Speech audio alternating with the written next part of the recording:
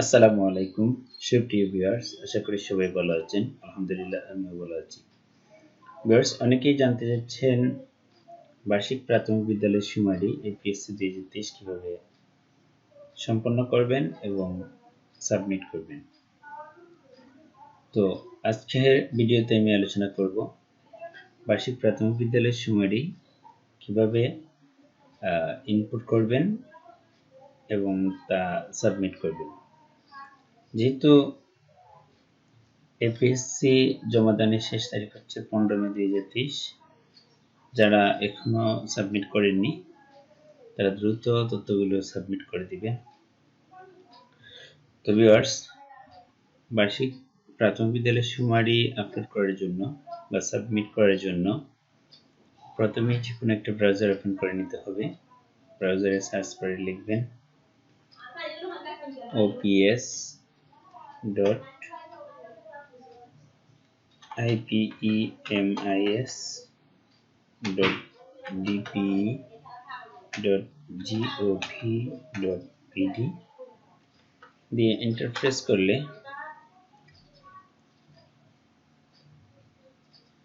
এ ধরনের একটা ইন্টারফেস দেখতে পাবেন।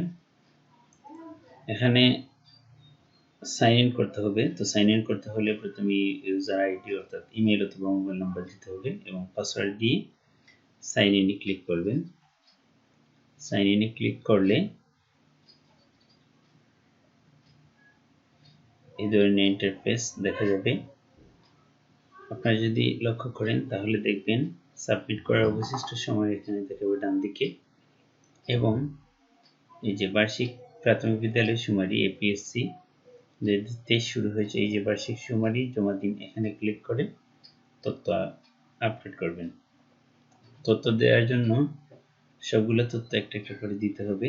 তো যেহেতু আমরা গত বছরে এই তথ্যগুলো দিয়েছিলাম, এই জন্য অনেক তথ্যই আমাদের এই বিদ্যালয়ের নাম এবং ঠিকানা এগুলা আগে থেকেই দেওয়া আছে। যদি কোনো তথ্য পরিবর্তন মনে করবেন তাহলে এখানে ক্লিক করবেন।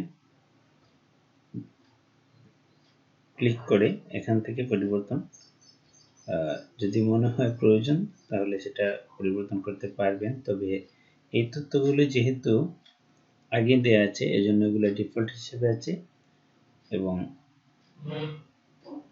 যে তথ্যগুলো আপনার পরিবর্তনশীল অর্থাৎ পরিবর্তন হয় সেই তথ্যগুলো আপনি পরিবর্তন করতে পারবেন।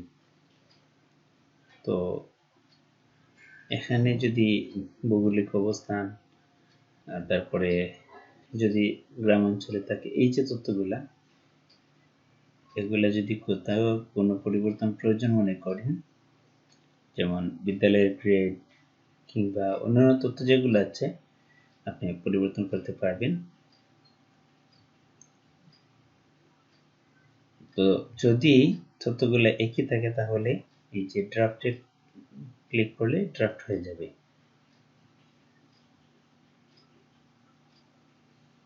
এভাবে এক এক করে সবগুলা তথ্য দেখে নেবেন এবং প্রয়োজন মতো পরিবর্তন করে নেবেন।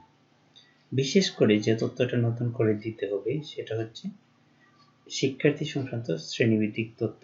এই তথ্যটি যেহেতু সম্পূর্ণ পরিবর্তন হবে, অর্থাৎ গত বছরে আমরা যে তথ্য দিয়েছিলাম সেই তথ্য এবছর আর কাজে আসবে না। এর জন্য আমরা প্রথমে প্রাক প্রাথমিক শ্রেণীর তথ্য দিব। তো প্রাক প্রাথমিক শ্রেণীতে আমার শিক্ষার্থী রয়েছে এবছরে বালক হচ্ছে 11 জন এবং বালিকা 17 জন। তো শাখা আমাদের যেহেতু নাই, তো আমরা যৌথই দিয়ে দিলাম।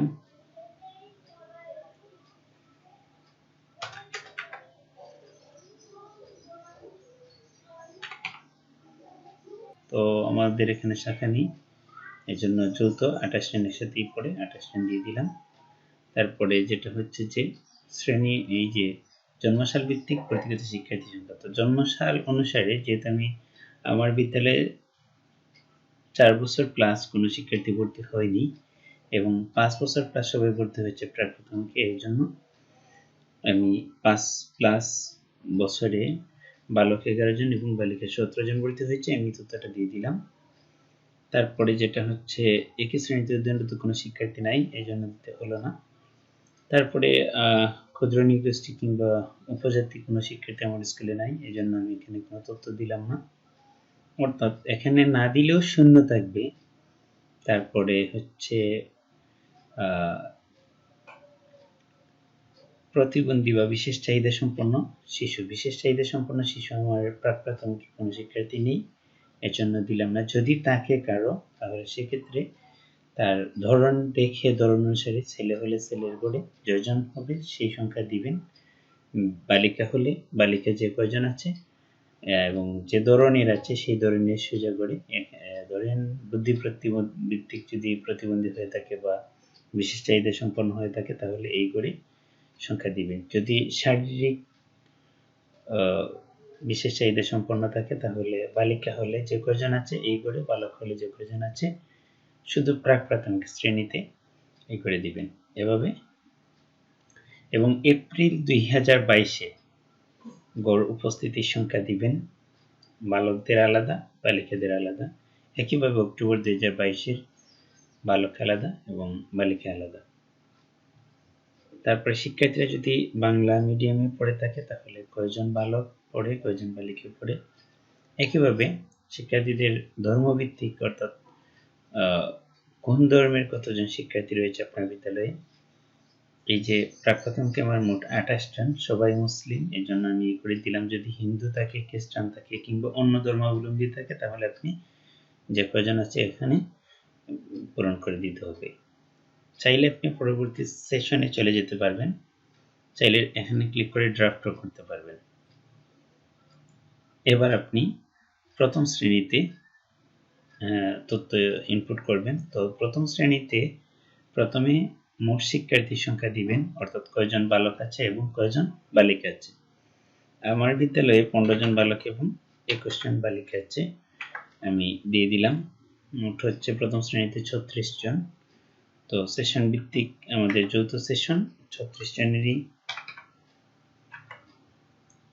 তারপরে হচ্ছে আমাদের গত বছরের কোনো আমরা আন্ডার এজে অর্থাৎ 5+ ভর্তি করিনি প্রথম শ্রেণীতে, আমরা যা ভর্তি করেছি 6+ বা 6 বছর প্লাস শিক্ষার্থী, এজন্য আমরা এবং গত বছরের কোনো রিপিটারও নাই, এজন্য আমার 15 এবং 21 জন বালিকা 6 বছর প্লাসে আমি দিয়ে দিলাম। এবার একই শ্রেণীতে অধ্যয়নরত, একই শ্রেণীতে অধ্যয়নরত আমার শিক্ষার্থী হচ্ছে সংখ্যা বালক 0 বালিকাও 0। এবং একটা জিনিস হচ্ছে গত বছর আমার 10 জন বালক এবং 19 জন বালিকা ছিল, তো এই তথ্যটা আগে আমি দিয়ে দিব। এই বিদ্যালয়ে প্রাক-প্রাথমিকে সমাপ্ত করে প্রথম শ্রেণীতে উত্তীর্ণ হয়েছে 10 জন বালক এবং 19 জন বালিকা। এবার দেখেন অন্য বিদ্যালয়ে প্রাক-প্রাথমিক সমাপ্ত করে বিদ্যালয়ে প্রথম শ্রেণীতে ভর্তি হয়েছে এমন শিক্ষার্থীর সংখ্যা আমার নাই, তবে 5 জন বালক সরাসরি ভর্তি হয়েছে, 2 জন বালিকা সরাসরি ভর্তি হয়েছে, এই হচ্ছে মোট 36 জন। এই হিসাবটা এভাবে করতে হবে যে প্রাক-প্রাথমিক না পড়ে সরাসরি এই বিদ্যালয়ে প্রথম শ্রেণীতে ভর্তিকৃত শিক্ষার্থীর বালক কয়জন এবং বালিকা কয়জন এখানে তথ্য দিতে হবে। একইভাবে প্রাক-প্রাথমিক গত বছর একই বিদ্যালয়ে অর্থাৎ আমার যে বিদ্যালয়ের তথ্য আমি ইনপুট করেছি সেই বিদ্যালয়ে কতজন সমাপ্ত করে এখানে পড়েছে এই তথ্য দিতে হবে।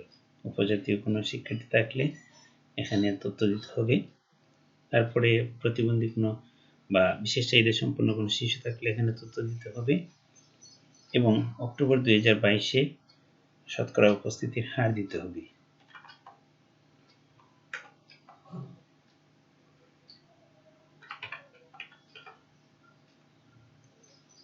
বাংলা মিডিয়ামে পড়ে আমাদের 15 জন এবং 21 জন শিক্ষার্থী, এদের সবাই 36 জনই মুসলিম।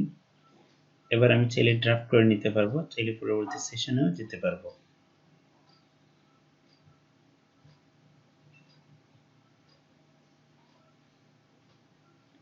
এবার দ্বিতীয় শ্রেণীর শিক্ষার্থীদের তথ্য ইনপুট করব। তো এভাবে এক এক করে আমরা সকল শিক্ষার্থীর তথ্য পঞ্চম শ্রেণী পর্যন্ত ইনপুট করব এবং সব তথ্য দেওয়ার পরে সাবমিট করুন। এই অংশে ক্লিক করব এবং সাবমিট করে দিব। তো ভিউয়ার্স, আশা করি আমি সম্পূর্ণ তথ্য করলে ভিডিওটি অনেক লম্বা হয়ে যাবে, এজন্য আমি জাস্ট দেখিয়ে দিলাম কিভাবে আপনারা এপিএসসি অর্থাৎ বার্ষিক প্রাথমিক বিদ্যালয়ের সুমারি পূরণ করবেন। তো আপনাদের যদি কোনো সমস্যা মনে করে থাকেন তাহলে ভিডিওর কমেন্ট বক্সে কমেন্ট করে জানিয়ে দিন। যথাসম্ভব আপনাদের সমস্যার সমাধানের জন্য চেষ্টা করব। ভিডিওটি যদি আপনাদের কাছে ভালো লেগে থাকে তবে লাইক এবং কমেন্ট করবেন। পাশাপাশি পরবর্তী ভিডিও দেখার আমন্ত্রণ জানিয়ে বিদায় নিচ্ছি। আল্লাহ হাফিজ। আসসালামু আলাইকুম।